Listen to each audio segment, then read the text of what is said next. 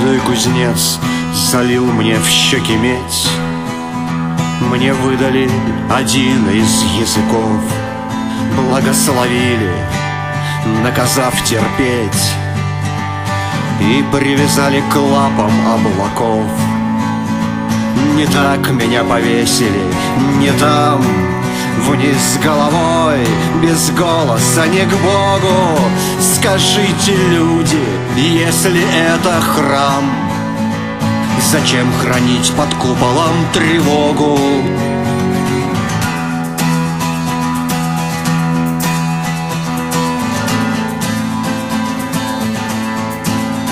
Не облизнуть и не сглотнуть слюну, не выдать звук и не коснуться неба. Язык завязан, вытянут в струну, и я молчу, пристреленный на скобах. Кровится горизонт, чернеет хмарь, и ветер злой облизывает пики, но спит спокойно маленький звонарь.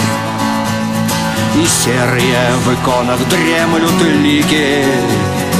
Уже близка кочующая рать, на трактах смерть сегодня повитуха. У вас не хватит веры, чтоб поднять свои мольбы до слышащего уха. Я не хочу накликивать беду, но мой звонарь бежит, поднявши рясу. Рука дрожит и тянется ко рту, чтоб развязать язык, присохший к мясу. Звони, звонарь, чтоб облупилась ткань, чтоб зерня сыпалось в церковные леса. Я годы промолчал, воздай мне дань, и зев мой разверни на небеса.